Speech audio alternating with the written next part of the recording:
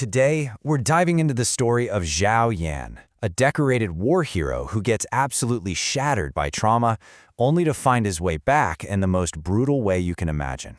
Let's get into his incredible journey. So this is the big question at the heart of his story, right?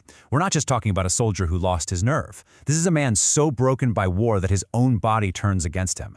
How did one of the best of the best fall this far? To really feel the gut punch of his trauma, you first have to understand just how high he once stood. This guy wasn't just another soldier. He was on his way to becoming a legend. I mean, just look at this contrast. It is absolutely shocking. Back in 1936, he's this celebrated platoon leader, the best gunner anyone's ever seen. Fast forward to now, and he's practically a ghost, hiding out in some small town where the sound of gunfire makes him physically sick. The villagers, they don't see a hero, they see this broken man and just scornfully call him the plague god. It's just a devastating fall from grace. So what broke him? The unimaginable weight of loss. This wasn't just a battle he lost. It was the complete annihilation of his entire world. Imagine leading your brothers, your family, into a fight and watching almost all of them die. That kind of guilt, that kind of horror, it just hollows you out from the inside. And after that, everything changed for him. The hero was just gone. In his place was a survivor, and his trauma came out as this raw, protective fear. When enemy soldiers show up in his village, his first thought isn't to fight. It's to tell his men to grab the cannon and run. See, he's not afraid of dying himself. He's absolutely terrified of watching another brother die in front of him. But here's the thing. You watch him, and you just can't bring yourself to hate him for it. The performance is so raw, so real. You can practically see the exposed nerve of his trauma. That's not cowardice in his eyes. It's just this profound, soul-crushing pain. Which brings us to the actor, Peng Yuchang. How in the world did he make this PTSD feel so authentic? It's like you're watching a real person. Well, he didn't just play a part. He completely remade himself for it, body and mind. He basically went on this path of self-destruction for the role. First, he dropped a ton of weight, becoming rail thin just so Xiao Yan would physically look like a man who was suffering. Second, he actually studied the physical symptoms of PTSD and forced his own body to replicate them, even making himself vomit for real on set. It's an insane level of dedication.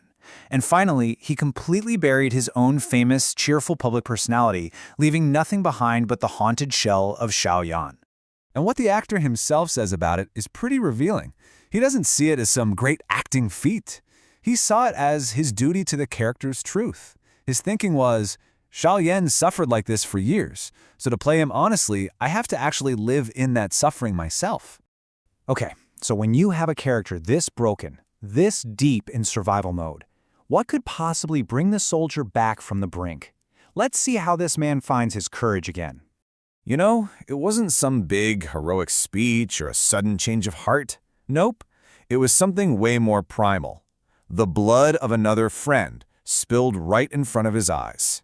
When his comrade Midefu is killed, something inside Xiao Yan just snaps. And just like that, it all vanishes. The years of fear, the sickness, the physical revulsion to gunfire, gone. The trauma that made him run is suddenly overwhelmed by this new burning rage. The plague god is dead, and the gunner is back. And he reclaims his identity in the most visceral, insane way you could possibly imagine. The cannon mount is unstable, so he does the unthinkable. He jams his own body against the cannon, turning himself into a living, breathing gun mount just to make sure the shot hits. He literally becomes one with the source of his trauma to overcome it. He gives the order to fire, bracing himself against the massive recoil of that anti-tank cannon. The force of that first blast is just devastating. It throws him back, shatters his ribs, blood everywhere. Any normal person would be done. But Xiao Yan isn't a normal person anymore. He stumbles back to his feet, calmly checks his watch to time the next shot, and gets right back into position. He fires again and again, just letting the cannon break his body piece by piece to protect his home. But you have to understand, this incredible act of sacrifice wasn't a solo show. It was really the climax of this deep bond he'd formed with another man, Dexian, someone a lot of people also saw as a coward. I mean, the journey of their relationship is just remarkable. They started out at each other's throats, trading insults, totally suspicious of one another. But by the end, they're trading last words about their kids and literally taking bullets for each other. They became brothers in the fire. Their initial hostility just melted away, and what was left was this connection so deep that they were willing to make the ultimate sacrifice for each other. They became true brothers in arms, forged right there in the heat of battle. So, what's the bigger message here? What are we supposed to take away from this story of trauma, of so-called cowardice, and this unbelievable heroism? There's this line from an old man in the village, and it just cuts right to the heart of it all. It strips away any idea of glory in war and boils it down to a brutal, simple truth. This is what happens when someone wants what you have.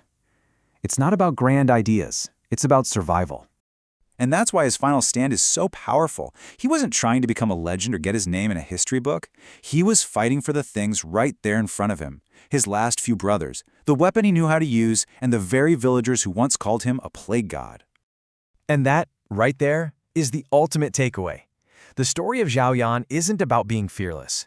It's about recognizing that fear is a totally human response to inhuman situations. Real courage isn't not being afraid. It's the decision to stand up and face that fear, even if it's just for one single critical moment. It kind of leaves you wondering, what does it really mean to be brave?